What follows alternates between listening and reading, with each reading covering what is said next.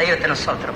രാപ്പകൽ കുറ്റം ചുമത്തുന്ന അപവാദി, ഈ മഹാസർപ്പം, ഈ പഴയ പാമ്പ്, ഇവന്റെ സ്വഭാവങ്ങളൊക്കെ ഏറെക്കുറെ മനസ്സിലായല്ലോ.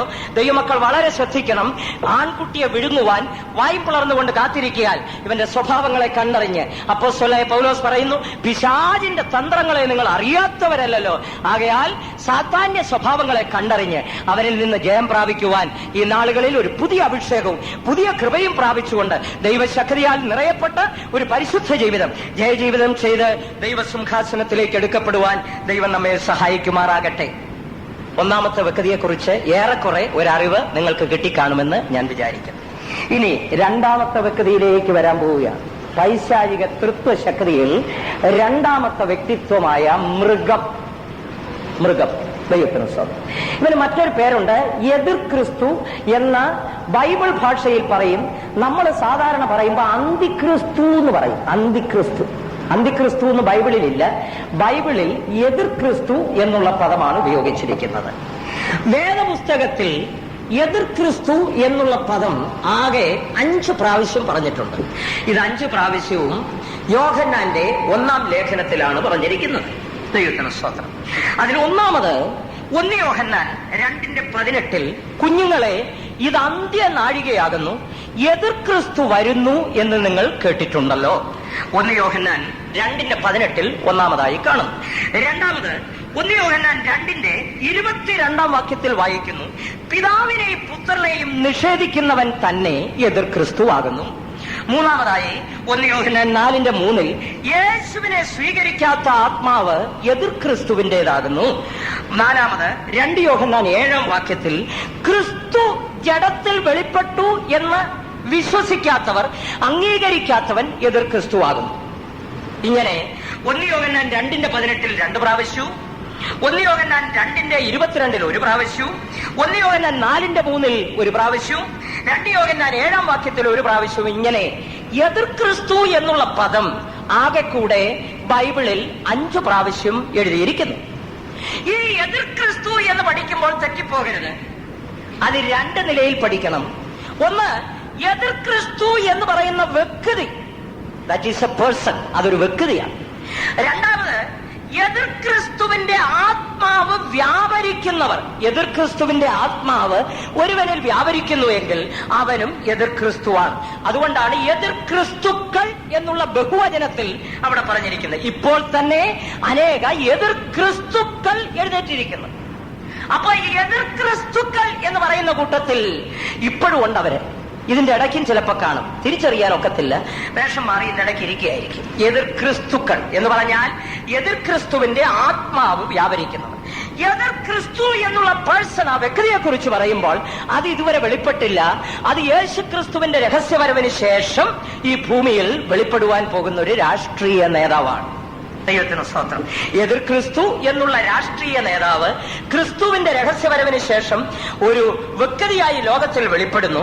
എന്നാൽ ഇക്കാലത്ത് ദൈവജനത്തിൽ പോലും ഈ എതിർ ക്രിസ്തുവിന്റെ ആത്മാവ് വ്യാപരിക്കുന്ന എതിർ ക്രിസ്തുക്കൾ ഉണ്ട്. ദൈവത്തിന് സ്തോത്രം. ആകയാൽ ഈ എതിർ ക്രിസ്തുവിനെ കുറിച്ച് ഇനി പഠിക്കാം. ഈ എതിർ ക്രിസ്തുവിന് പല പേരുകൾ വേദപുസ്തകത്തിൽ നൽകപ്പെട്ടിട്ടുണ്ട്. അതിൽ ഒന്നാണ് വെളിപ്പാട് പുസ്തകം 13-ാം അധ്യായം 1-ാം വാക്യത്തിൽ പറയുന്ന മൃഗം എന്നുള്ള പേരിൽ അറിയപ്പെടുന്നു. അതിനു മുൻപേ എതിർ ക്രിസ്തുവിന് വേദപുസ്തകത്തിൽ നൽകപ്പെട്ടിരിക്കുന്ന പേരുകൾ ഒന്നൊന്നായി ഏറെക്കുറെ 8 പേരുകളോളം എതിർ ക്രിസ്തുവിന് നൽകപ്പെട്ടിട്ടുണ്ട്. സർനെയുമായിട്ട് അഥവാ പെറ്റ്നെയുമായിട്ട് 8 പേരുകൾ. അതിലൊന്ന് ദാനിയേൽ പ്രവചന 7-ാം അധ്യായത്തിന്റെ 8-ാം വാക്യത്തിൽ വായിക്കുന്നു, ചെറിയ കൊമ്പ്. ദാനിയേൽ 7:8. 2 ദാനിയേൽ 8:23 ഉഗ്രഭാവമുള്ള രാജാവ് എന്ന് പറഞ്ഞിരിക്കുന്നു. ഉഗ്രഭാവമുള്ള രാജാവ് ദാനിയേൽ 8:23. മൂന്നാമത് വരുവാനുള്ള പ്രഭു ദാനിയേൽ 9:26. ദാനിയേൽ 9:26 വരുവാനുള്ള പ്രഭു.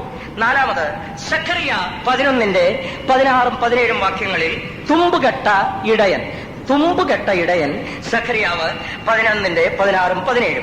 അടുത്ത 5-ാമതായിട്ട് 2 തെസ്സലോനിക്കർ 2:3 നാശയോഗ്യൻ അഥവാ നാശപുത്രൻ, സൺ ഓഫ് പെർഡീഷൻ, നാശപുത്രൻ എന്നുള്ള പേരിൽ അറിയപ്പെടുന്നു. അതേ വാക്യത്തിൽ തന്നെ 6-ാമത് അധർമ്മ മൂർത്തി എന്ന് പറയുന്നു. അധർമ്മ മൂർത്തി 2 തെസ്സലോനിക്കർ 2:3 വാക്യം. 7-ാമതായിട്ട് 2 തെസ്സലോനിക്കർ 2:4 വാക്യത്തിൽ തന്നെത്താൻ ഉയർത്തുന്ന എതിരാളി, തന്നെത്താൻ ഉയർത്തുന്ന എതിരാളി. ഞാൻ മുമ്പേ പറഞ്ഞല്ലോ, എതിർ ക്രിസ്തുവിന്റെ ആത്മാവ് പ്രവർത്തിക്കുന്നവനും എതിർ ക്രിസ്തുക്കളാണ്. ഈ എതിർ ക്രിസ്തുവിന്റെ ആത്മാവ് എന്താണെന്ന് അറിയാമോ? തന്നെത്താൻ ഉയർത്തുന്നവൻ. തന്നെത്താൻ ഉയർത്തുന്നവരാരെങ്കിലും ഉണ്ടോ ഇതിന്റെ ഇടയ്ക്ക്? ഇല്ല. അതാ സത്യം. എല്ലാവരും തന്നെത്താൻ താഴ്ത്തുന്നവരാണ്. തന്നെത്താൻ താഴ്ത്തുന്നവരിൽ ക്രിസ്തുവിന്റെ ആത്മാവും തന്നെത്താൻ ഉയർത്തുന്നവരിൽ എതിർ ക്രിസ്തുവിന്റെ ആത്മാവും വ്യാപരിക്കുന്നു. തന്നെത്താൻ താഴ്ത്തുന്നവർ മുഴുവൻ എല്ലാവരും 100% അങ്ങനെ തന്നെ ആയിരിക്കും എന്നാണ് എന്റെ വിശ്വാസം. എങ്കിലും ദൈവനാമ മഹത്വത്തിനായി ഒരു ഹല്ലേലൂയ പറയുന്നതിൽ തെറ്റില്ല. തന്നെത്താൻ താഴ്ത്തുന്നവർ, ക്രിസ്തുവിന്റെ ആത്മാവ് വ്യാപരിക്കുന്നവർ കരങ്ങളെ ഉയർത്തി ഒരു ഹല്ലേലൂയ പറഞ്ഞാട്ടെ. ദൈവത്തിന് സ്തോത്രം. എനിക്ക് നിങ്ങളെ അത്ര അടുത്ത പരിചയമില്ലാത്തത് കൊണ്ട് ശരിയായ നിലവാരം എനിക്ക് അറിഞ്ഞുകൂടാ. ഇവിടെ ഇരുന്ന് ദൈവത്തിന്റെ വേലക്കാരൊക്കെ ചിരിക്കുന്നു. ഈ കൈ ഉയർത്ത പുള്ളികളെയൊക്കെ അറിയാവുന്നതുകൊണ്ടായിരിക്കും ചിരിക്കുന്നത്. ദൈവത്തിന് സ്തോത്രം. തന്നെത്താൻ താഴ്ത്തുന്നവർ. എതിർ ക്രിസ്തുവിന്റെ ആത്മാവെന്ന് പറഞ്ഞാൽ തന്നെത്താൻ ഉയർത്തുക. അതാണ് എതിർ ക്രിസ്തുവിന്റെ ആത്മാവ്. അത് വ്യാപരിക്കുന്നവൻ ആന്റി ക്രൈസ്റ്റ്, എതിർ ക്രിസ്തു. ദൈവത്തിന് സ്തോത്രം. 8-ാമത് അവന് നൽകിയിരിക്കുന്ന പേരാണ് മൃഗം. ഇങ്ങനെ 8 പേരുകളിൽ ഇവൻ അറിയപ്പെടുന്നു. ഇനി മൃഗത്തെ കുറിച്ച് ചിന്തിക്കാം. വെളിപ്പാട് പുസ്തകം 13-ാം അധ്യായത്തിൽ നാം വായിച്ചു കേട്ട വേദഭാഗത്തിലേക്ക് നമുക്ക് നമ്മുടെ ചിന്തയെ കൊണ്ടുവരാം. ഒരു മൃഗം സമുദ്രത്തിൽ നിന്ന് കരേറി വരുന്നതായി കണ്ടു. ഒരു മൃഗം ചാറ്റിന്റെ ഈ ഭാഗത്ത് വളരെ ചെറുതായിട്ട് രേഖപ്പെടുത്തിയിട്ടുണ്ട്. ഒരുപക്ഷെ അങ്ങ് പുറകിലിരിക്കുന്നവർക്ക് കാണാൻ കഴിയുമോ എന്ന് എനിക്ക് സംശയമുണ്ട്. അതുകൊണ്ട് ഒരു കാര്യം ചെയ്യണം, നാളെ ബൈബിൾ ക്ലാസ്സിന് ഇരിക്കുമ്പോൾ ഇനി മുമ്പിലൊക്കെ ഇടമുണ്ട്, ഇനി മുമ്പോട്ട് നീങ്ങിയിരിക്കുന്നതുകൊണ്ട് യാതൊരു വിരോധവുമില്ല. ദൈവത്തിന് സ്തോത്രം. ഇവിടെ ഒരു മൃഗത്തെ കാണുന്നു. ഈ മൃഗത്തിന് ചില വിശേഷതകളുണ്ട്. ഒരുപക്ഷെ നമ്മൾ ആരും ഇതുവരെ കണ്ടിട്ടില്ലാത്ത ചില പ്രത്യേകതകളുള്ള ഒരു മൃഗം. അവിടെ 13-ാം അധ്യായത്തിന്റെ 1-2 വാക്യങ്ങളിൽ ഈ മൃഗത്തിന്റെ പ്രത്യേകതകൾ പറയുന്നു. ഇതിന് 7 തലയുണ്ട്. 7 തലയുള്ള തല സിംഹത്തിന്റെ തലയ്ക്ക് സദൃശ്യം. ഇതിന് 10 കൊമ്പുകളുണ്ട്.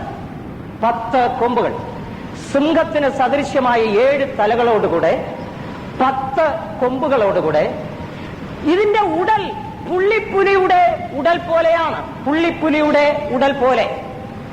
ഇതിന്റെ കാല് കരടിയുടെ കാൽ പോലെ. അങ്ങനെ ഒരു മൃഗം. ഒരിക്കലൂടെ പറയാം. സിംഹത്തിന് സദൃശ്യമായ 7 തലകളോടുകൂടെ 10 കൊമ്പുകളോടുകൂടെ പുള്ളിപ്പുലിയുടെ ഉടൽ പോലെ ഉടലുള്ളതായ, കരടിയുടെ കാൽ പോലെ കാലുകൾ ഉള്ളതായ ഒരു മൃഗം. ഇത് കയറി വരുന്നത് സമുദ്രത്തിൽ നിന്നാണ്. വെളിപ്പാട് പുസ്തകം 13-ാം അധ്യായത്തിലും 17-ാം അധ്യായത്തിലും ഈ മൃഗത്തെ കുറിച്ച് വിശദീകരിച്ചിട്ടുണ്ട്. 13-ാം അധ്യായത്തിൽ ഈ മൃഗത്തിന്റെ വിശേഷതകൾ പറയുമ്പോൾ ഇത്രയുമാണ് പറയുന്നത്. സിംഹത്തിന് സദൃശ്യമായ തലകളോടുകൂടെ പുള്ളിപ്പുലിയുടെ ഉടൽ പോലെ ഉടലുള്ളതായ, കരടിയുടെ കാലുള്ളതായ, 10 കൊമ്പുകളുള്ളതായ മൃഗം. ഇനി വെളിപ്പാട് പുസ്തകം 17-ാം അധ്യായത്തിന്റെ 3 മുതൽ 6 വരെയുള്ള വേദഭാഗങ്ങൾ വായിക്കുമ്പോൾ 13-ാം അധ്യായത്തിൽ പറഞ്ഞിട്ടില്ലാത്ത ഒരു വിശേഷത കൂടെ ഈ 17-ാം അധ്യായത്തിൽ ഈ മൃഗത്തിന് പറഞ്ഞിട്ടുണ്ട്. അതിന് ചുവപ്പ് നിറമുണ്ട്. അപ്പോൾ ചുവപ്പ് നിറമുള്ള 7 തലകളുള്ളതായ, 10 കൊമ്പുകളുള്ളതായ, പുള്ളിപ്പുലിക്ക് സദൃശ്യമായ ഉടലുള്ളതായ, കരടിയുടെ കാൽ പോലെ കാലുള്ളതായ ഒരു മൃഗം സമുദ്രത്തിൽ നിന്ന് കരേറി വരുന്നതായി യോഹന്നാൻ അപ്പോസ്തലൻ കാണുന്നു. ഇനി ഈ മൃഗം ഏതാണെന്ന് പഠിക്കണമെങ്കിൽ വെളിപ്പാട് പുസ്തകം 17-ാം അധ്യായം 8-ാം വാക്യത്തിലേക്ക് വരണം. ഈ മൃഗത്തെ കണ്ടപ്പോൾ യോഹന്നാൻ ആശ്ചര്യപ്പെട്ടുപോയി. 17-ാം അധ്യായത്തിന്റെ വെളിപ്പാട് പുസ്തകം 17-ാം അധ്യായത്തിന്റെ 7-ാം വാക്യം, 6-7 വാക്യങ്ങൾ വായിക്കുമ്പോൾ, വിശുദ്ധന്മാരുടെ രക്തവും യേശുവിന്റെ സാക്ഷികളുടെ രക്തവും കുടിച്ച സ്ത്രീ മത്തയായിരിക്കുന്നത് ഞാൻ കണ്ടു. അവളെ കണ്ടിട്ട് അത്യന്തം ആശ്ചര്യപ്പെട്ടു. ദൂതൻ എന്നോട് പറഞ്ഞത്, നീ ആശ്ചര്യപ്പെടുന്നത് എന്ത്? ഈ സ്ത്രീയുടെയും 7 തലയും 10 കൊമ്പുമുള്ളതായി അവളെ ചുമക്കുന്ന മൃഗത്തിന്റെയും മർമ്മം ഞാൻ പറഞ്ഞു തരാം. ഈ മൃഗത്തിന്റെ മർമ്മം ഇവിടെ ദൂതൻ യോഹന്നാന് പറഞ്ഞു കൊടുക്കുന്നതായി കാണുന്നു. 8-ാം വാക്യത്തിൽ വായിക്കുമ്പോൾ, വെളിപ്പാട് പുസ്തകം 17-ാം അധ്യായം 8-ാം വാക്യം അവിടെ വായിക്കുന്നു, നീ കണ്ട മൃഗമോ ഉണ്ടായിരുന്നതും ഇപ്പോൾ ഇല്ലാത്തതും ഇനി അഗാധത്തിൽ നിന്ന് കയറി നാശത്തിലേക്ക് പോകുവാൻ ഇരിക്കുന്നതും ആകുന്നു. മൃഗത്തെക്കുറിച്ച് 4 വിഷയം പഠിച്ചു കഴിയുമ്പം ഏറെക്കുറെ എല്ലാം ആകും അതിൽ. ഒന്ന്, ഈ മൃഗം ഉണ്ടായിരുന്നു. രണ്ടാമത്, അത് ഇപ്പോൾ ഇല്ല. ഇല്ലാത്തത് എന്തുകൊണ്ട്? മൂന്നാമത്, ഇനി അത് ആഴത്തിൽ നിന്ന് കയറി വരാൻ പോകുന്നു. ആഴത്തിൽ നിന്ന് എങ്ങനെ കയറി വരാൻ പോകുന്നു? ഏത് രൂപത്തോടെ വരുവാൻ പോകുന്നു? നാലാമത്, അത് അവസാനം നാശത്തിലേക്ക് പോകുന്നു. ഈ 4 വിഷയങ്ങൾ പഠിക്കുമ്പോൾ ഈ മൃഗത്തെക്കുറിച്ചുള്ള ഏറെക്കുറെ അറിവ് നമുക്കുണ്ടാകും. അതിന്റെ ഒന്നാമത്തെ വിഷയത്തിലേക്ക് നമുക്ക് കടന്നു വരാം. ഉണ്ടായിരുന്നു. ഈ മൃഗം ഉണ്ടായിരുന്നു. സിംഹത്തിന്റെ 7 തലകളും പുള്ളിപ്പുലിയുടെ ഉടലും കരടിയുടെ കാലും 10 കൊമ്പുകളുമുള്ളതായ ഈ മൃഗം മുൻപ് ഉണ്ടായിരുന്നു. എവിടെ ഉണ്ടായിരുന്നു? എങ്ങനെ ഉണ്ടായിരുന്നു എന്ന ചോദ്യത്തിന് മറുപടി കിട്ടണമെങ്കിൽ നമ്മുടെ ചിന്ത ദാനിയേൽ പ്രവചനത്തിലേക്ക് വരണം.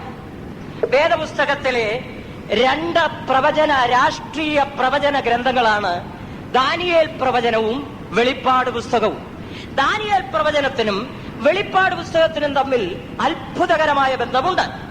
ഒന്നാമത്, പഴയ നിയമത്തിലെ 27-ാമത്തെ പുസ്തകമാണ് ദാനിയേൽ പ്രവചനം. പുതിയ നിയമത്തിലെ 27-ാമത്തെ പുസ്തകമാണ് വെളിപ്പാട് പുസ്തകം. ദാനിയേൽ പ്രവചനം എഴുതിയത് ദൈവത്തിന് ഏറ്റവും പ്രിയനായ ദാനിയേലാണെങ്കിൽ, വെളിപ്പാട് പുസ്തകം എഴുതിയത് ദൈവത്തിന് പ്രിയനായിരുന്ന ക്രിസ്തുവിന്റെ പ്രിയനായിരുന്ന യോഹന്നാനാണ്. ഈ 2 പുസ്തകവും എഴുതിയത് ദൈവത്തിന്റെ പ്രിയരാണ്. മൂന്നാമത്, 2 പുസ്തകങ്ങളിലും രാഷ്ട്രീയമായ ഭാവി പ്രവചനങ്ങൾ നമുക്ക് കാണുവാൻ കഴിയും. പ്രധാനമായി ഇവിടെ ആരൊക്കെ ഭരിച്ചെന്നും ഇനി ആര് ഭരിക്കുമെന്നും ഇപ്പോൾ ആര് ഭരിക്കുന്നു എന്നും ഈ 2 പുസ്തകങ്ങളിലും വിശദീകരിക്കുന്നതായി കാണുവാൻ കഴിയും. നാലാമത്, ഈ 2 പുസ്തകങ്ങളും എഴുതിയത് ഒരു സ്വന്തദേശത്തല്ല, അടിമത്വത്തിലായിരിക്കുമ്പോൾ. ദാനിയേൽ ബാബിലോണിൽ അടിമയായിരിക്കുമ്പോൾ ദാനിയേൽ പ്രവചനം രചിച്ചു എങ്കിൽ, യോഹന്നാൻ പത്മോസ് ദ്വീപിൽ നാടുകടത്തപ്പെട്ടപ്പോൾ പത്മോസ് ദ്വീപിൽ വെളിപ്പാട് പുസ്തകം എഴുതി. ഇപ്രകാരം അത്ഭുതകരമായ ചില സാമ്യങ്ങൾ ഈ 2 പുസ്തകങ്ങൾ തമ്മിലുണ്ട്. ദൈവത്തിന് സ്തോത്രം. ഈ 2 പുസ്തകങ്ങളും തമ്മിൽ വലിയ ബന്ധമുണ്ട്. ദാനിയേൽ പ്രവാചകനും യോഹന്നാൻ അപ്പോസ്തലനും തമ്മിൽ പരസ്പരം കണ്ടിട്ടില്ലെങ്കിൽ തന്നെയും ഇവർ 2 പേരും ഒരേ വിഷയം ഒരു മേശയ്ക്ക് ചുറ്റുമിരുന്ന് എഴുതിയതുപോലെ തോന്നിപ്പോകും. അത്രമാത്രം അത്ഭുതകരമായ ബന്ധം ഈ പുസ്തകങ്ങൾ തമ്മിലുണ്ട്. ഇനി നമ്മുടെ വിഷയത്തിലേക്ക് വരാം. ഈ മൃഗം മുമ്പ് ഉണ്ടായിരുന്നു. അതാ പഠിക്കാൻ പോകുന്നത്. എവിടെ ഉണ്ടായിരുന്നു? ദാനിയേൽ പ്രവചനത്തിലേക്ക് നമ്മുടെ ചിന്തയെ കൊണ്ടുവരാം. ചാർട്ടിന്റെ ഈ ഭാഗത്ത് ആ ചെറിയ ദർശനം നമുക്ക് കാണുവാൻ കഴിയും. ദൈവത്തിന് സ്തോത്രം. ദാനിയേൽ പ്രവചനം ഒരു രാഷ്ട്രീയ പ്രവചന ഗ്രന്ഥമാണെന്ന് ഞാൻ മുമ്പേ നിങ്ങളോട് പറഞ്ഞല്ലോ. ദാനിയേൽ പ്രവചനം പഠിച്ചാൽ കഴിഞ്ഞ നാളുകളിൽ ഇവിടെ ആര് ഭരിച്ചെന്നും ഇപ്പോൾ ഇവിടെ ആര് ഭരിക്കുന്നുവെന്നും ഇനി ഇവിടെ ആര് ഭരിക്കുമെന്നും വ്യക്തമായി ഗ്രഹിപ്പാൻ കഴിയും. ഈ മൃഗത്തെ സംബന്ധിച്ച് നമുക്ക് പഠിക്കണമെങ്കിൽ ദാനിയേൽ പ്രവചനം 2-ാം അധ്യായത്തിലും ദാനിയേൽ പ്രവചനം 7-ാം അധ്യായത്തിലും 8-ാം അധ്യായത്തിലും നമ്മുടെ ചിന്ത കടന്നു വരേണം. ഈ മൃഗത്തെ കുറിച്ച് വ്യക്തമായി മനസ്സിലാക്കണമെങ്കിൽ ദാനിയേൽ പ്രവചനം 2-ാം അധ്യായം, 7-ാം അധ്യായം, 8-ാം അധ്യായം ഇവ പഠിക്കണം. ഞാൻ മുമ്പേ പറഞ്ഞല്ലോ, ആ സമുദ്രത്തിൽ നിന്ന് കരയേറി വരുന്ന മൃഗം സിംഹത്തിന്റെ തല, പുള്ളിപ്പുലിയുടെ ഉടൽ, കരടിയുടെ കാൽ, 10 കൊമ്പുകൾ. ഇത് നാം കേൾക്കുമ്പോൾ പഠിക്കുമ്പോൾ നമ്മുടെ ചിന്ത ദാനിയേൽ പ്രവചനം 7-ാം അധ്യായത്തിലേക്ക് കടന്നു വരണം.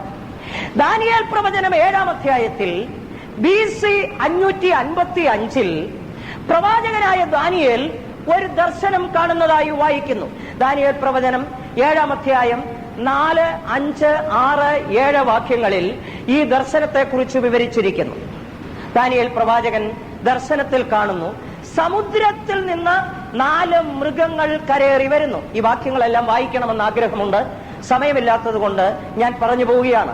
ദാനിയേൽ പ്രവചനം 7-ാം അധ്യായം 1 മുതൽ വായിക്കുമ്പോൾ ഈ ദർശനത്തെ കുറിച്ച് വ്യക്തമായിട്ട് കാണുവാൻ കഴിയും. അവൻ സമുദ്രത്തിൽ നിന്ന് 4 മൃഗങ്ങൾ, തമ്മിൽ ഭേദിച്ചിരിക്കുന്ന 4 മൃഗങ്ങൾ, മഹാമൃഗങ്ങൾ കരേറി വരുന്നതായി കാണുന്നു. ഈ മൃഗങ്ങൾ പ്രത്യക്ഷപ്പെടുവാൻ പശ്ചാത്തലം ഒരുക്കിയത് 4 കൊടുങ്കാറ്റുകളാണ്. 4 കാറ്റുകൾ സമുദ്രത്തിന് നേരെ അടിക്കുന്നതായി ദാനിയേൽ പ്രവാചകൻ കാണുന്നു. ഓരോ കാറ്റടിക്കുമ്പോഴും ഓരോ മൃഗങ്ങൾ സമുദ്രത്തിൽ നിന്ന് കരേറി വരുന്നു. ആ മൃഗങ്ങൾ തമ്മിൽ ഭേദിച്ചിരിക്കുന്നു. ഒന്നാമത്തെ മൃഗം ദാനിയേൽ പ്രവചന 7-ാം അധ്യായത്തിന്റെ 4-ാം വാക്യത്തിൽ സിംഹത്തിന് സദൃശ്യമായ മൃഗം.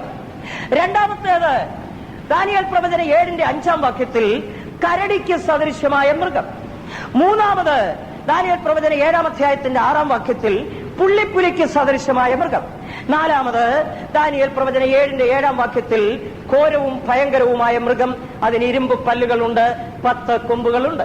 ഇങ്ങനെ 4 മൃഗങ്ങൾ: സിംഹം, കരടി, പുള്ളിപ്പുലി, ഘോരമൃഗം. ഇങ്ങനെ 4 മൃഗങ്ങൾ. ഈ 4 മൃഗങ്ങൾ 4 രാജ്യത്വങ്ങളാണ്. ദൈവത്തിന് സ്തോത്രം. ആദ്യമായി ഞാൻ ഒറ്റ വാക്കിൽ പറയുന്നു, പിന്നീട് ഞാൻ വിശദീകരിച്ചു തരാം. 4 മൃഗങ്ങൾ 4 രാജ്യത്വങ്ങളാണ്. ഈ രാജ്യത്വങ്ങളെ കുറിച്ച് കുറെ കൂടെ വ്യക്തമായി മനസ്സിലാക്കുവാൻ ദാനിയേൽ പ്രവചനം 2-ാം അധ്യായത്തിലേക്ക് വരണം. അവിടെ ബാബിലോണിലെ സാമ്രാട്ടായ നെബൂഖദ്നേസർ ഒരു ദർശനം കാണുന്നതായി നാം വായിക്കുന്നു. അവൻ പള്ളിമെത്തയിലായിരിക്കുമ്പോൾ തന്റെ രാജ്യത്തിന്റെ ഭാവി എന്തായിരിക്കുമെന്നുള്ള ചിന്താകുലത്തോടുകൂടെ ഉറങ്ങുവാൻ പോകുമ്പോൾ രാത്രിയിൽ ഉറക്കത്തിൽ അവനൊരു ദർശനം കണ്ടു. ഭയങ്കരമായ ഒരു ബിംബം ദാനിയേൽ പ്രവചനം 2-ാം അധ്യായത്തിൽ നാം വായിക്കുന്നു. ആ ബിംബത്തിന് 5 ഭാഗങ്ങളുണ്ട്. അതിന്റെ തല തങ്കം കൊണ്ടുള്ളത്, നെഞ്ചും കൈയും വെള്ളി കൊണ്ടുള്ളത്, വയറും അരയും താമ്രം കൊണ്ടുള്ളത്, തുട ഇരുമ്പ് കൊണ്ടുള്ളത്, കാൽ പാതി ഇരുമ്പും പാതി കളിമണ്ണും കൊണ്ടുള്ളത്. ഇങ്ങനെ 5 ഭാഗങ്ങൾ ഉൾക്കൊണ്ടതായ ഒരു മൃഗം, ഒരു ബിംബം. ദൈവത്തിന് സ്തോത്രം. ഈ ബിംബത്തിന്റെ 5 ഭാഗങ്ങൾ 5 രാജ്യത്വങ്ങളെ കാണിക്കുകയാണ്. ബിംബത്തിന്റെ 5 ഭാഗങ്ങൾ: തല, നെഞ്ചും കൈയും, വയറും അരയും, തുട, കാൽ പാതി ഇരുമ്പും പാതി കളിമണ്ണും എന്നിങ്ങനെയുള്ള 5 ഭാഗങ്ങൾ. ഈ ബിംബത്തിന്റെ 5 ഭാഗങ്ങളിൽ 4 ഭാഗങ്ങൾ: തല, നെഞ്ചും കൈയും, വയറും അരയും, തുടയും. ഈ 4 ഭാഗങ്ങളും ഈ ദാനിയേൽ പ്രവാചകൻ കണ്ട 4 മൃഗങ്ങളും ഒന്ന് തന്നെയാണ്. ഈ ബിംബത്തിന്റെ 4 ഭാഗങ്ങൾ, ഇത് 4 രാജ്യത്വങ്ങളാണ്. ഇതേ വിഷയം തന്നെയാണ് ദാനിയേൽ പ്രവാചകൻ ദർശനത്തിലൂടെ മൃഗങ്ങളായി കാണുന്നത്. ബിംബത്തിന്റെ 4 ഭാഗങ്ങൾ, 4 ഘോരവും ഭയങ്കരവുമായ മൃഗങ്ങൾ എന്നിങ്ങനെ 4 ദർശനങ്ങൾ 2 ദർശനങ്ങൾ 2-ാം അധ്യായത്തിലും 7-ാം അധ്യായത്തിലും നാം കാണും. ദൈവത്തിന് സ്തോത്രം. ഇത് മുൻപ് ഉണ്ടായിരുന്ന 4 രാജ്യത്വങ്ങളാണ്. അതാണ് നമ്മുടെ വിഷയം. നീ കണ്ട മൃഗമോ മുമ്പ് ഉണ്ടായിരുന്നു. ദൈവത്തിന് സ്തോത്രം. ഈ മൃഗങ്ങൾ ഏതൊക്കെയാണെന്ന് പഠിക്കാം. ഒന്നാമത്തെ മൃഗം ബാബിലോൺ സാമ്രാജ്യം. ഒന്നാമത്തെ മൃഗം, സിംഹത്തിന് സദൃശ്യമായ മൃഗം, ബാബിലോൺ സാമ്രാജ്യം. ഈ ബിംബത്തിന്റേത് തല കൊണ്ടുള്ള ഭാഗം, തങ്കം കൊണ്ടുള്ള ഭാഗം, തല, അത് ബാബിലോൺ സാമ്രാജ്യം.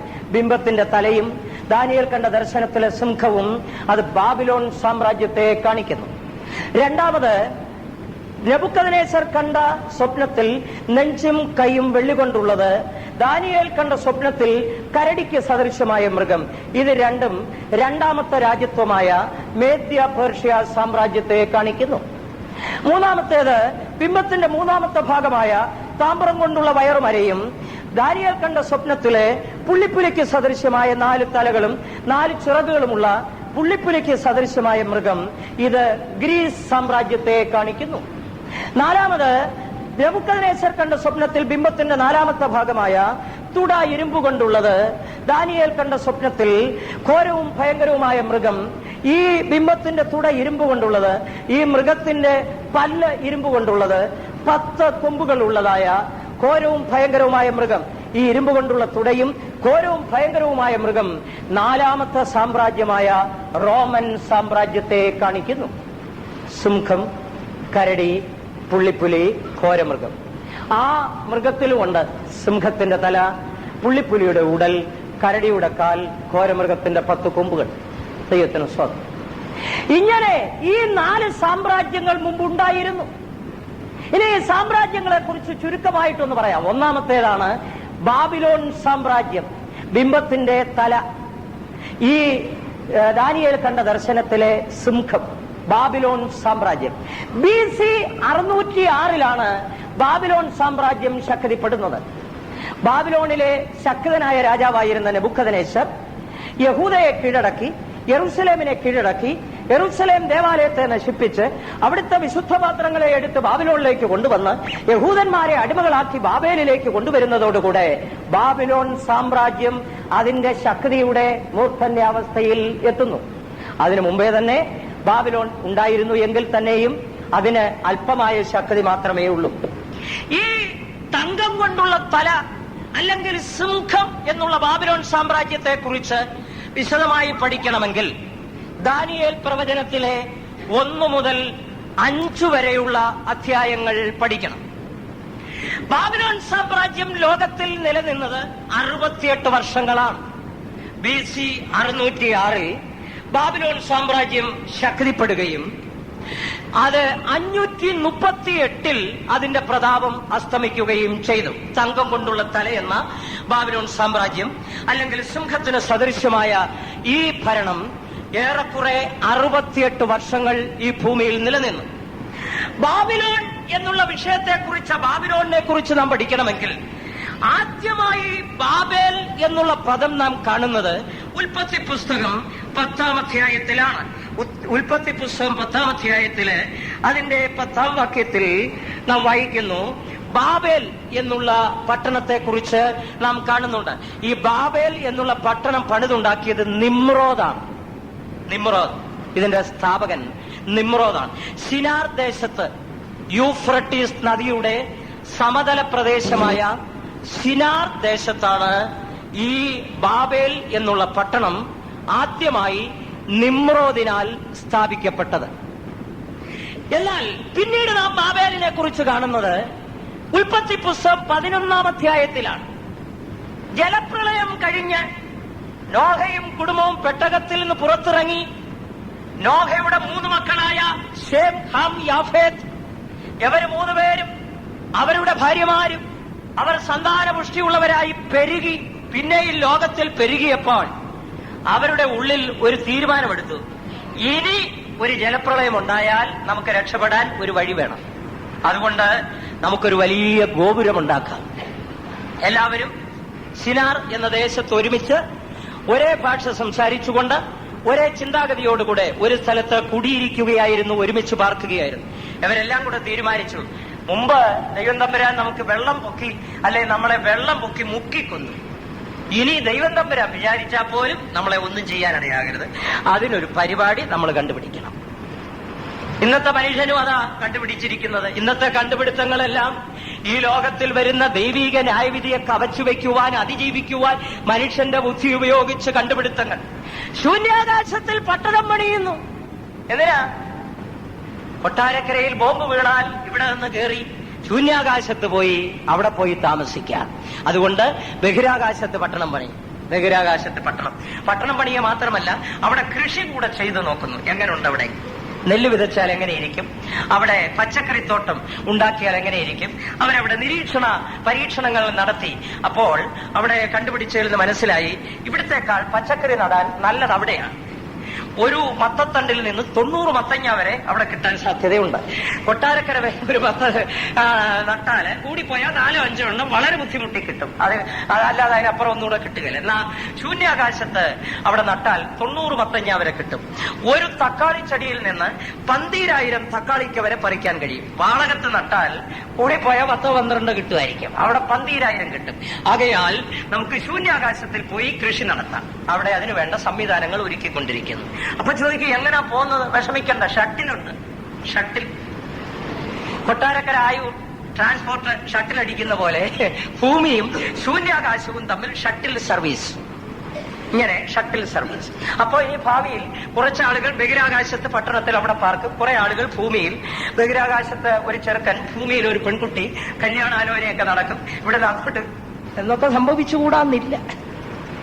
അതുകൊണ്ട് ബഹിരാകാശത്ത് പട്ടണം പണിയുവാൻ ശ്രമിക്കുന്നു. എന്തിനാ? ഭൂമിയിൽ ദൈവിക ന്യായവിധി ഇറങ്ങുമ്പോൾ കയറി രക്ഷപ്പെടുവാൻ ബഹിരാകാശത്ത് പട്ടണം പണിയുന്നു. തമ്പുരാൻ വിടുമോ? അവരുണ്ടാക്കിയ പട്ടണത്തെ അവിടുന്ന് ഇളക്കി ഇല്ല, കാക്കക്കൂടെ ഇളക്കി താഴോട്ട് എറിയുന്ന പോലെ എറിയുന്നേ. 1979 സ്കൈലാബ് താഴോട്ട് വീണു. അതൊരു ബഹിരാകാശ പട്ടണമായിരുന്നു, ഒരു ഉപഗ്രഹ പേടകം. 73 അമേരിക്കൻ ശാസ്ത്രജ്ഞന്മാർ ബഹിരാകാശത്തേക്ക് വിക്ഷേപിച്ച സ്കൈലാബ്, അത് 9 വർഷത്തെ കാലാവധി നിർണയിച്ച് അയച്ചത്. 6 വർഷം കഴിഞ്ഞപ്പം സംഗതി താഴോട്ട് ഇങ്ങ് പോരുന്നു. നമ്മളെല്ലാം ഓടിയ ഓട്ടത്തിന് കയ്യും കണക്കുമില്ല. ദൈവം തമ്പുരാൻ അവിടുത്തെ പട്ടണമൊക്കെ ഇളക്കി താഴോട്ട് അയച്ചുകൊണ്ടിരിക്കുകയാണ്. ഓബദ്യാവിന്റെ പുസ്തകത്തിൽ വായിക്കുന്ന പോലെ, നീ കഴുകനെ പോലെ ഉയർന്നാലും ആകാശത്തിൽ കൂടി വെച്ചാലും നിന്നെ അവിടെ നിന്ന് ഇറക്കും. നീ എത്ര അള്ളിപ്പിടിച്ച് അവിടെ ഇരുന്നാലും ഇറക്കും. ദൈവത്തിന് സ്വത്രം. ഇന്ന് മനുഷ്യൻ കണ്ടുപിടുത്തങ്ങൾ ദൈവിക ന്യായവിധിയെ അതിജീവിക്കുവാൻ മാനുഷികമായ ബുദ്ധി ഉപയോഗിച്ച് കണ്ടുപിടുത്തങ്ങൾ നടത്തുന്നു. എവരും കണ്ടുപിടിച്ചു, ഇനി ദൈവം ജലപ്രളയം അയച്ചാൽ കയറി രക്ഷപ്പെടാൻ ഒരു വലിയ ഗോപുരം ഉണ്ടാക്കണം. ആ ഗോപുരം അവർ പ്ലാൻ ചെയ്ത ബ്ലൂ പ്രിന്റ് എടുത്ത് പണിയാൻ തുടങ്ങിയ ഗോപുരത്തിന്റെ വലിപ്പം നമ്മുടെ ഭാവനയിൽ ചിന്തിച്ചാൽ, അന്നുണ്ടായ ജലപ്രളയം ലോകത്തിലെ ഏറ്റവും വലിയ കൊടുമുടിയിൽ നിന്ന് 15 മുഴം പിന്നെ ഉയർന്നു വെള്ളം. ഏറ്റവും വലിയ കൊടുമുടിയായ എവറസ്റ്റ് കൊടുമുടിയിൽ നിന്ന് പിന്നെയും 15 മുഴം വെള്ളം പൊങ്ങി. അങ്ങനെയാണെങ്കിൽ ശ്രമിച്ച ഗോപുരത്തിന്റെ വലിപ്പം എത്രമാത്രം ഉണ്ടായിരിക്കും? ആധുനികമായ യാതൊരു സാങ്കേതിക വിദ്യയും നിലവിലില്ലാതിരുന്ന കാലത്ത് അന്നത്തെ മനുഷ്യൻ ബുദ്ധി ഉപയോഗിച്ച് ഭയങ്കരമായ നിലയിൽ ഒരു ഗോപുരം ഉണ്ടാക്കുവാൻ തയ്യാറായി. അടിസ്ഥാനമിട്ടു, കട്ട ചുട്ടെടുത്തു, ഇഷ്ടിക, പശമണ്ണ് സിമന്റായി കുമ്മായമായി ഉപയോഗിച്ചു. പണി തകൃതിയായി നടക്കുന്നു. ദൈവം തമ്പുരാൻ സ്വർഗത്തിൽ നോക്കിയപ്പോൾ ഇവിടെ ഭയാനകമായ പണി. മനുഷ്യൻ വിചാരിക്കുന്നു ദൈവം ഈ പണിയുന്ന ഭൂമിയിൽ ഈ മനുഷ്യൻ പണിയുന്ന പണിയൊന്നും കർത്താവ് കാണുന്നില്ലെന്ന. ദൈവം അതെല്ലാം കണ്ടുകൊണ്ടിരിക്കുക. അവനിവിടെ കാണിക്കുന്ന എല്ലാ വിക്രിയകളും, ഈ കാട്ടിക്കൂട്ടുന്നത് മുഴുവൻ സ്വർഗത്തിലെ ദൈവം അവിടെ നിന്ന് കണ്ടുകൊണ്ടിരിക്കുകയാണ്. അവരിവിടെ പണിയുന്ന കണ്ടുകൊണ്ട് അവിടെ പിതാവും പുത്രനും പരിശുദ്ധാത്മാവോട് പറയുകയാണ്, നമുക്ക് ഇറങ്ങിപ്പോവാൻ അങ്ങോട്ട്. ഇവിടെ ഇരുന്നാൽ ഇവരിനി നമ്മളെ കൂടെ മേളിൽ നിന്ന് വലിച്ചിറക്കുമെന്നാ തോന്നുന്നു. അതുകൊണ്ട് നമുക്ക് അങ്ങോട്ട് ഇറങ്ങിച്ചെല്ലാം. അങ്ങോട്ട് ഇറങ്ങിച്ചെന്നിട്ട് ഇവരുടെ പണി ഒന്ന് നോക്കാമെന്ന് പറഞ്ഞു. ഇറങ്ങി വന്ന് നോക്കിയപ്പോൾ ഇവരുടെ പണി ദൈവത്തിന്റെ മേളിൽ പണിയുന്ന പണിയാ. ഇന്ന് പലരും പണിയുന്നത് ദൈവം തമ്പുരാന്റെ മേളിൽ കയറി പണിയുന്ന പണിയാ. ഒരു കാര്യം ഓർത്തുകൊള്ളണം, ദൈവത്തമ്പുരാന്റെ മോളിൽ കയറി നീ പണിഞ്ഞാൽ അതിന്റെ മേളിൽ പണിയുന്നവനാ ദൈവം എന്നുള്ള ഓർത്തോണം. ഇവരിവിടെ പണിയുന്നത് കാണാൻ ഇറങ്ങി വന്ന് നോക്കിയപ്പോൾ ഇവരുടെ ഉദ്ദേശങ്ങളെല്ലാം സാധിക്കുന്നു. ദൈവം പറഞ്ഞു, നമുക്കൊരു ചെറിയ കലക്ക്, ഒരു കൊച്ചു കലക്ക് കലക്കിക്കളഞ്ഞു. ഭാഷ കലക്കിക്കളഞ്ഞു എന്നാ, ഭാഷ കലക്കി. അതുവരെ ഒരു ഭാഷയായിരുന്നു. ഒരാൾ ഇഷ്ടി എടുക്കുന്നു, ഒരാൾ കുമ്മായം എടുക്കുന്നു, ഒരാൾ തൂമ്പ എടുക്കുന്നു, വേറൊരാൾ കരണ്ടി എടുക്കുന്നു, മുഴക്കോൽ എടുക്കുന്നു, തൂക്കുകട്ട എടുക്കുന്നു. എല്ലാവർക്കും പരസ്പരം പറയുന്നത് മനസ്സിലാകുന്നു. പണി തകൃതിയായി നടക്കുന്നു. കട്ടയുടെ മുകളിൽ കട്ട വയ്ക്കുന്നു. പണി ഇങ്ങനെ പൊങ്ങിപ്പോകുന്നു. ദൈവം പെട്ടെന്ന് ഭാഷ അങ്ങ് കലക്കി. ഒരുത്തൻ പറയുന്നത് വേറൊരുത്തന് മനസ്സിലാകുന്നില്ല. മേസ്ത്രി അവിടെ നിന്നുകൊണ്ട് വിളിച്ചോണ്ട് പറയാം, കട്ട എടുത്തോണ്ട് വേണം. അവൻ തൂമ്പായും എടുത്തോണ്ട് വരുന്നു. മേശ്രിമാരുടെ സ്വഭാവം അറിയാമല്ലോ. ഞാൻ ഒരിക്കലും വിശ്വാസം വിട്ട് പണിയിച്ചുകൊണ്ടിരുന്നപ്പോ ഒരു മേശ്രി മൈക്കാടിന് ഹെൽപ്പറിന് ഒറ്റ അടി കൊടുത്തു. ഞാൻ ചോദിച്ചു, എന്തോ നിങ്ങൾ ഈ കാണിച്ച മനുഷ്യത്വം ഇല്ലാത്ത പ്രവൃത്തി? അവനോട് 3 പ്രാവശ്യം പറഞ്ഞ് തൂക്കിട്ട് എടുത്തോണ്ട് വരാൻ കരണ്ടിയും കൊണ്ടുവരിക. പിന്നെ അങ്ങനെ അടിക്കാം. അപ്പോഴാണ് എന്റെ ചിന്ത ഈ ബാബേലിലേക്ക് പോയത്. അടി കുറെ നടന്നു കാണും അവിടെ. ഒരുത്തനോട് കട്ട എടുത്തോണ്ട് വരാൻ പറഞ്ഞപ്പോ അവൻ തൂമ്പായി കൊണ്ടുവരുന്നു. അവനോട് പറയുന്നു, എടാ തൂമ്പായല്ല കട്ടയാണ് കൊണ്ടുവരണമെന്ന് പറഞ്ഞപ്പോൾ അവൻ മുഴക്കോലും കൊണ്ടുവരുന്നു. നിനക്ക് പറഞ്ഞാൽ മനസ്സിലാകത്തില്ലേ? കട്ട എടുത്തോണ്ട് വരാൻ പറഞ്ഞപ്പോ അവൻ പോയി കരണ്ടിയും കൊണ്ടുവരുന്നു. മേസ്ത്രിമാർക്ക് കോപം ഇളകുന്നു, ഹെൽപ്പേഴ്സിനെ തല്ലുന്നു, ഹെൽപ്പേഴ്സ് തിരിച്ചടിക്കുന്നു. ഒരുത്തൻ പറയുന്നത് വേറൊരുത്തന് മനസ്സിലാകുന്നില്ല. 2 പേര് പറയുന്നത് മൂന്നാമത്തവന് മനസ്സിലാകുന്നില്ല. 3 പേര് പറയുന്നത് 4-മത്തവന് മനസ്സിലാകുന്നില്ല. തമ്മിൽ തല്ലായി, അടി കലശലായി, ഒരു ചെറിയ ഗുസ്തിക്കളം പോലെയായി. അവസാനം 4 4 വഴിക്ക് ഓടി. ദൈവം അവരുടെ ഭാഷ കലക്കി കളഞ്ഞു. ഇന്നും ദൈവം അതാ ചെയ്തുകൊണ്ടിരിക്കുന്നത്. ദൈവത്തിനു മീതെ പണിയുവാൻ ശ്രമിക്കുന്ന മനുഷ്യനെ കലക്കുകയാണ് ദൈവം എന്ന് ചെയ്യുന്നത്. ലോകത്തെ അവൻ കലക്കുന്നു. മനുഷ്യന്റെ ബുദ്ധിശക്തിയെ കലക്കുന്നു. അവന്റെ ബുദ്ധിയെ അഫലമാക്കി തീർക്കുന്നു. ഇപ്രകാരം ബാബേൽ പണിയുന്നത് വിട്ടുകളഞ്ഞു. ദൈവത്തിന് സ്തോത്രം. വീണ്ടും ബാബേൽ അതിന്റെ പ്രതാപത്തിൽ എത്തിച്ചേർന്ന ഒരു കാലഘട്ടം ഉണ്ടായിരുന്നു. അത് BC 2000 ശേഷമുള്ള ഒരു കാലഘട്ടമാണ്. BC 2173 മുതൽ BC 2083 വരെ ബാബേൽ അതിന്റെ പ്രതാപത്തിലായിരുന്നു. അന്ന് ഹമ്മൂറബി എന്ന് പറയുന്ന ഒരു ചക്രവർത്തി, ഒരു രാജാവ് ബാബേലിനെ ഭരിച്ചിരുന്നു. ബാബേൽ അതിന്റെ പ്രതാപത്തിന്റെ നിലയിൽ കുറച്ചുനാൾ വീണ്ടുമായിരുന്നു. അന്ന് ഹമ്മൂറബി ഒരു നിയമസംഹിത 8 അടി ഉയരമുള്ള ഒരു കല്ലിൽ, ഒരു കൽപ്പലകയിൽ കൊത്തിയുണ്ടാക്കി തന്റെ ക്ഷേത്രത്തിൽ വെച്ചിരുന്നു. അതാണ് വളരെ പ്രാധാന്യം അർഹിക്കുന്ന, ലോക ചരിത്രത്തിൽ പ്രാധാന്യം അർഹിക്കുന്ന നിയമസംഹിത. ഹമ്മൂറബിയുടെ 8 അടി ഉയരമുള്ള ശിലയിൽ കൊത്തിവെച്ചതായ ആ നിയമസംഹിത, അതിന് മോശയുടെ ന്യായപ്രമാണത്തോട് ഏറെക്കുറെ സാമ്യമുണ്ടെന്നാണ് പറയുന്നത്. ദൈവത്തിന് സ്തോത്രം. പിന്നീട് ബാബിലോൺ അതിന്റെ പ്രതാപം അസ്തമിച്ചിട്ട് കുറച്ചുനാൾ ശാന്തമായി വളരെ ബലഹീനമായ അവസ്ഥയിൽ കിടക്കുകയായിരുന്നു. വീണ്ടും ബാബിലോൺ അതിന്റെ ശക്തിയിലേക്ക് കടന്നു വന്നത് നെബൂഖദ്നേസർ എന്ന് പറയുന്ന നെബൂഖദ്നേസറിന് മുമ്പുള്ള ആ ബാബിലോൺ സാമ്രാജ്യത്തിന്റെ രാജാവിന്റെ കാലത്താണ് സ്വല്പം ശക്തിപ്പെട്ടു വന്നു. നെബൂഖദ്നേസർ എന്ന് പറയുന്ന രാജാവിന്റെ കാലത്ത്. എന്നാൽ BC 606 നെബൂഖദ്നേസറിന് ശേഷം നെബൂഖദ്നേസർ ബാബിലോണിന്റെ രാജ്യഭാരം ഏറ്റെടുത്തപ്പോൾ, ദൈവത്തിന് സ്തോത്രം, നെബൂഖദ്നേസർ ചുറ്റുമുള്ള രാജ്യങ്ങളെ കീഴടക്കി, യഹൂദയെ കീഴടക്കി. ബാബിലോൺ ഒരു ശക്തമായ രാജ്യമായി തീർന്നു. ദൈവത്തിന് സ്തോത്രം. BC 606 മുതൽ 538 വരെ ബാബിലോൺ സാമ്രാജ്യം ഈ ഭൂമിയിൽ ഭരിച്ചിരുന്നു. ഈ ബാബിലോൺ സാമ്രാജ്യത്തിന്റെ ചരിത്രത്തെ ദാനിയേൽ പ്രവചനം 1 മുതൽ 5 വരെയുള്ള അധ്യായങ്ങളിൽ കാണുവാൻ കഴിയും. 1-ാം അധ്യായത്തിൽ ബാബേലിൽ നിന്ന് ചില ബാലന്മാരെ അടിമകളായി, ചിലരെ അടിമകളായി യഹൂദയിൽ നിന്ന് ചിലരെ അടിമകളായി ബാബേലിലേക്ക് കൊണ്ടുവരുന്നതായി അതിന്റെ പ്രാരംഭ ഭാഗം 1-ാം അധ്യായത്തിൽ വിവരിക്കുന്നു. 2-ാം അധ്യായത്തിൽ നെബൂഖദ്നേസർ കാണുന്ന ദർശനത്തെ കുറിച്ച് വിവരിക്കുന്നു. ദൈവത്തിന് സ്തോത്രം. ദർശനം, സ്വപ്നം നെബൂഖദ്നേസർ മറന്നുപോയി. രാജ്യത്തുള്ള മന്ത്രവാദികളെയും ശകുനവാദികളെയും ആഭിചാരകന്മാരെ ഒക്കെ വരുത്തി അവരോട് പറയുകയാണ്, ഞാൻ സ്വപ്നം കണ്ടു ഇന്നലെ. മറന്നുപോയി, നിങ്ങൾ സ്വപ്നവും അർത്ഥവും പറയണം. മന്ത്രവാദികളും ശകുനവാദികളും പറഞ്ഞു, രാജാവ് പറഞ്ഞ കാര്യം ബുദ്ധിമുട്ടുള്ളതാണ്, ജഡവാസമില്ലാത്ത ദേവന്മാർക്കേ ഇത് നടക്കുള്ളൂ. രാജാവ് ഓർഡർ കൊടുത്തു, ബാബേലിലുള്ള സകല മന്ത്രവാദികളെയും വിദ്വാൻമാരെയും ശകുനവാദികളെയും ആഭിചാരകന്മാരെയും കൊന്നൊടുക്കുവാൻ.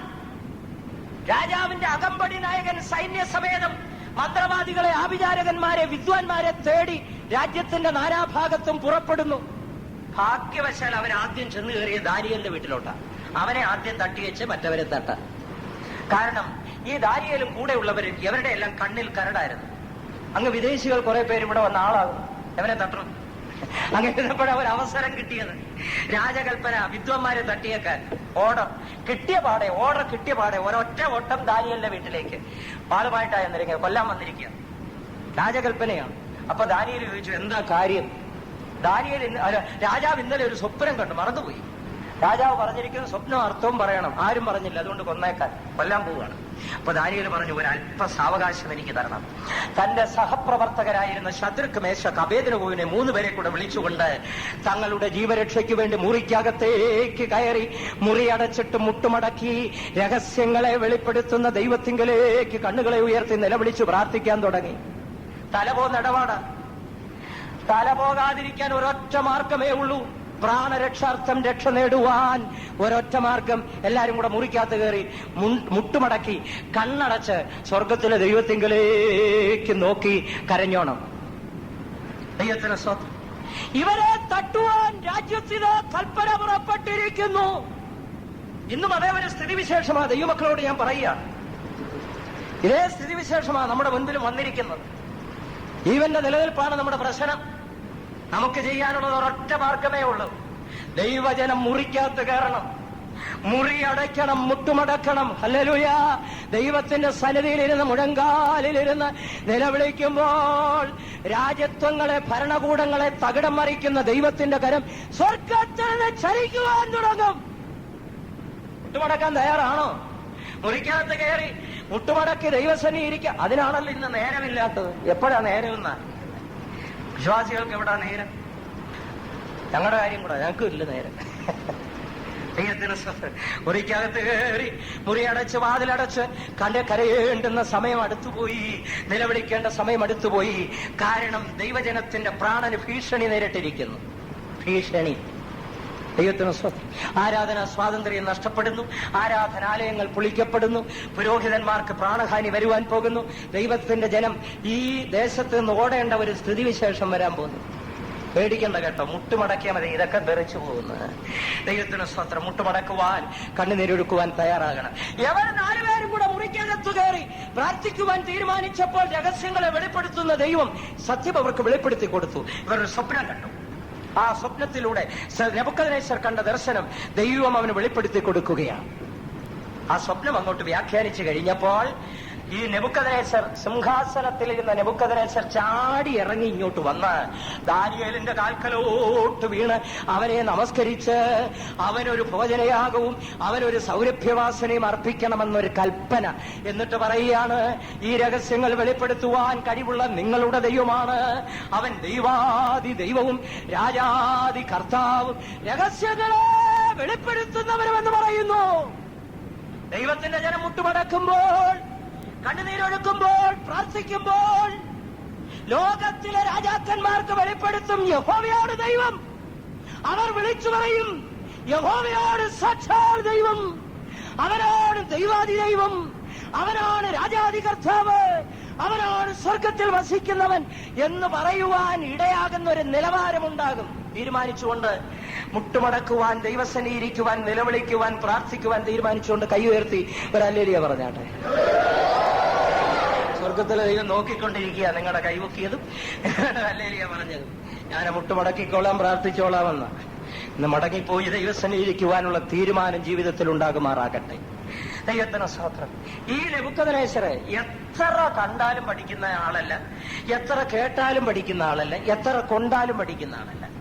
2-ാം അധ്യായത്തിൽ ദാനിയേലിന്റെ മുമ്പിൽ സാഷ്ടാംഗം വീണ് നമസ്കരിച്ച് യഹോവയാണ് രാജാദി കർത്താവെന്നും ദൈവാദി ദൈവമെന്നും രഹസ്യങ്ങളെ വെളിപ്പെടുത്തുന്നവനും നിങ്ങളുടെ ദൈവമല്ലാതെ വേറൊരു ദൈവമില്ലെന്ന് വളരെ ഉറക്കെ എല്ലാവരും കേൾക്ക പറഞ്ഞ നെബൂഖദ്നേസർ അധികം താമസിക്കുന്നതിന് മുമ്പേ ഒരു വലിയ ബിംബം ഉണ്ടാക്കി. 60 മുഴം ഉയരമുള്ള, 6 മുഴം വണ്ണമുള്ള പൊന്നുകൊണ്ട് ഒരു വലിയ ബിംബം ഉണ്ടാക്കിയിട്ട് അതിനെ ദുരാസമഭൂമിയിൽ നിർത്തിയിട്ട് രാജ്യത്തെല്ലായിടും കൽപ്പന പുറപ്പെടുവിച്ചു, വന്ന് ഇതിനെ നമസ്കരിച്ചോണം. എല്ലാരും വന്ന് നമസ്കരിച്ചോണം. കൽപ്പന. വീണ, കുഴൽ, തമ്പുരു, കിന്നരം തുടങ്ങിയതായ നാഗസ്വരം തുടങ്ങിയതായ വാദ്യമേളങ്ങളോടുകൂടെ എല്ലാവരും പാടുമ്പോൾ നിങ്ങൾ എല്ലാവരും വീണ് ഈ ബിംബത്തെ നമസ്കരിക്കണം. രാജകൽപ്പന. എല്ലാരും വീണ് നമസ്കരിച്ചു. ശത്രുക്ക് മേശക്ക് അഭേദനവോ നെടുകേ നിന്നു. അവന്റെ കാല് ചലിച്ചുമില്ല, മുട്ടുമടങ്ങിയുമില്ല. ഉടനെ ഇവരുടെ ശത്രുക്കൾ ബന്ധപ്പെട്ട് രാജാവിന്റെ അടുക്കൽ ചെന്ന് പറയുകയാണ്, രാജാവേ, ഇവര് 3 നമസ്കരിച്ചില്ല. രാജാവിന് കോപം ജ്വലിച്ചു. വരുത്തവരെ രാജസന്നിധിയിൽ കൊണ്ടുവന്നു. ചോദിക്കുകയാണ്, ശത്രുക്ക് മേശക്ക് അഭേദനവുമേ, എന്റെ ദൈവത്തെ, ഞാൻ ഉണ്ടാക്കിയ ദൈവത്തെ നീ നമസ്കരിച്ചില്ലേ? ഉണ്ടാകുന്ന ശിക്ഷ എന്താണെന്ന് അറിയാമോ? നിങ്ങൾ കണ്ടോ ഈ കത്തിജ്വലിക്കുന്ന ചൂള? അതിലേക്ക് നിങ്ങളെ ജീവനോട് വലിച്ചെറിയും എന്ന് രാജകൽപ്പന. ഇവരിതൊന്നും കേട്ടാൽ വിറയ്ക്കുന്നവരല്ല. ഇവന് യഥാർത്ഥ യഹൂദനാ. യഹൂദന്റെ ചോരയാ അവന്റെ സിരകളിൽ ഒഴുകുന്നത്. കൊല്ലൂന്ന് പറഞ്ഞാലൊന്നും ഇവൻ വിറയ്ക്കല. ദൈവത്തിന് സ്തോത്രം. ശത്രുക്ക് മേശക്ക് അഭേദനഗോവിന് വിശ്വാസത്തെ സംബന്ധിച്ച്, ജീവനുള്ള ദൈവത്തെ സംബന്ധിച്ച് ഇത്രമാത്രം എരിവും തീഷ്ണതയുണ്ടെങ്കിൽ ദൈവമക്കൾ എങ്ങനെ ഇരിക്കണമെന്നറിയാമോ? നമ്മുടെ സിരകളിൽ ഒഴുകുന്ന ചോര യേശുക്രിസ്തുവിന്റെ 33-ാമത്തെ വയസ്സിൽ ഊറ്റിയ ചോരയാണ്. മനസ്സിലായോ? ആകയാൽ പ്രതികൂലങ്ങളുടെ നടുവില് പതറുന്നവരായിരിക്കരുത് ദൈവമക്കൾ, തന്റെ ഇടത്തോടെ നിൽക്കുന്നവരായിരിക്കണം. ഇവർ പറയുന്നു, രാജാവേ, ചിന്ത മനസ്സിലിരിക്കട്ടെ, ചൂളയിലെറിയുമെന്ന് പറഞ്ഞാലും രാജാവിന്റെ ദൈവത്തെ ഞങ്ങൾ നമസ്കരിക്കുകയില്ല. ഞങ്ങൾ സേവിക്കുന്ന ദൈവം ഈ രാജാവിന്റെ ചൂളയിൽ നിന്ന് ഞങ്ങളെ വിടുവിക്കുവാൻ ശക്തനാണ്. വിടുവിച്ചില്ലെങ്കിൽ തന്നെയും രാജാവിന്റെ വിഗ്രഹത്തെ ഞാൻ നമസ്കരിക്കുകയില്ലെന്ന് തന്റെ ഇടത്തോടെ ഉറപ്പിച്ചുറക്കെ പറഞ്ഞുകൊണ്ട് നിവരെ നിൽക്കുക. രാജാവിന്റെ കോപം ജ്വലിച്ചിട്ട് കൽപ്പന കൊടുത്തു, ചൂളയുടെ ചൂട് 7 മടങ്ങ് വർദ്ധിപ്പിക്കുവാൻ. കർശനമായ ഓർഡർ, ഇവരെ ചൂളയിലേക്ക് വലിച്ചെറിയുവാൻ. ശക്തരായ ആരാച്ചാരന്മാർ മുൻപോട്ട് വരുന്നു. ശദ്രക്ക്, മേശക്ക്, അബേദ്നെഗോവിനെ പിടിച്ചു കെട്ടുന്നു. അവരുടെ ഔദ്യോഗിക വേഷത്തോടുകൂടെ അവരെ കൈകാലുകൾ ബന്ധിക്കുന്നു. ആരാച്ചാരന്മാർ തോളിലെടുക്കുന്നു, ചൂളയുടെ അടുക്കലേക്ക് കൊണ്ടുപോകുന്നു. രാജകൽപ്പന കർശനമായിരുന്നത് കൊണ്ടും ചൂളയുടെ ചൂട് കഠിനമായിരുന്നത് കൊണ്ടും, രാജകൽപ്പന കർശനമായിരുന്നോണ്ട് ചുമന്നോണ്ട് പോയവര് കുറെ ദൂരെ നിന്ന് അങ്ങോട്ട് എറിഞ്ഞ അങ്ങ് അകത്ത് വീണില്ലെങ്കിലോ എന്ന് ധരിച്ച് ചൂളയുടെ അടുത്തേക്ക് ചെന്ന് വലിച്ചകത്തോട്ടെറിയുവാൻ അടുത്തേക്ക് ചെന്ന് ആരാച്ചാരന്മാരെ ഈ ചൂളയിലെ തീയെ വിഴുങ്ങിക്കളഞ്ഞു. ശദ്രക്ക്, മേശക്ക്, അബേദ്നെഗോ കെട്ടപ്പെട്ടവരായി തീച്ചൂളയിലേക്ക് വീണു. അകത്തേക്ക് വീണ അവരുടെ കൈയിലെയും കാലുകളിലെയും കെട്ടുകൾ അഴിഞ്ഞു. തീക്കറിയാം എവിടം വരെ കഴിക്കണമെന്ന്. അതുകൊണ്ട് അവരുടെ കൈകാലുകളിലെ കെട്ടുകൾ തീ കൊണ്ടപ്പോൾ അത് കരിഞ്ഞുപോയി. ഇവർ 2 പേരും സ്വതന്ത്രരായി. ഇവർ 3 പേരും സ്വതന്ത്രരായി. അവരുടെ കാലിലെ കെട്ടുകൾ അഴിഞ്ഞു, കയ്യിലെ കെട്ടുകൾ അഴിഞ്ഞു. അവർ പതിയെ നിവർന്ന് നിൽക്കാൻ തുടങ്ങി. തീക്കകത്തേക്ക് വീണപ്പോൾ എന്തൊരു സന്തോഷമെന്നറിയാം. തുള്ളി ചാടാൻ തുടങ്ങി. എന്തോ ആത്മനിറവ്. തീയുടെ നടുവിൽ അവർ കുതിച്ചു ചാടുകയാണ്.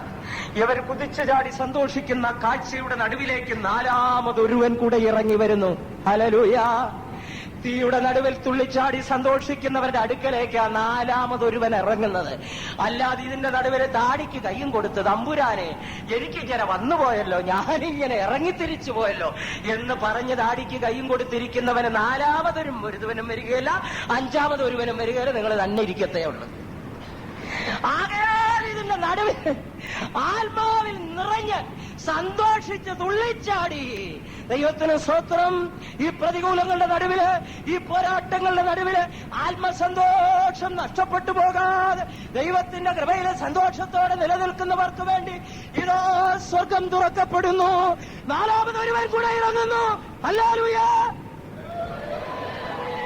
സത്യമല്ലേ ഈ പറഞ്ഞു?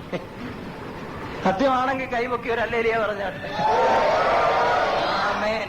നിങ്ങൾക്ക് വേണ്ടി ഇറങ്ങുന്ന ഒരുവനുണ്ട്. ദൈവത്തിന് സ്തോത്രം. രാജാവ് ശ്രദ്ധിച്ചുകൊണ്ടിരിക്കുമ്പോൾ വിളിച്ചു പറയുകയാണ്. ആകെ അമ്പരപ്പോടെ, ആശ്ചര്യത്തോടെ, അയ്യോ 3 പേരല്ലേ അവിടേക്ക് എറിഞ്ഞത്, ഇപ്പോഴിതാ 4മതൊരുവൻ കൂടെ, 4മതൊരുവൻ കൂടെ, 4മതൊരുവൻ കൂടെ, 4മതൊരുവൻ കൂടെ, 4മതൊരുവൻ കൂടെ.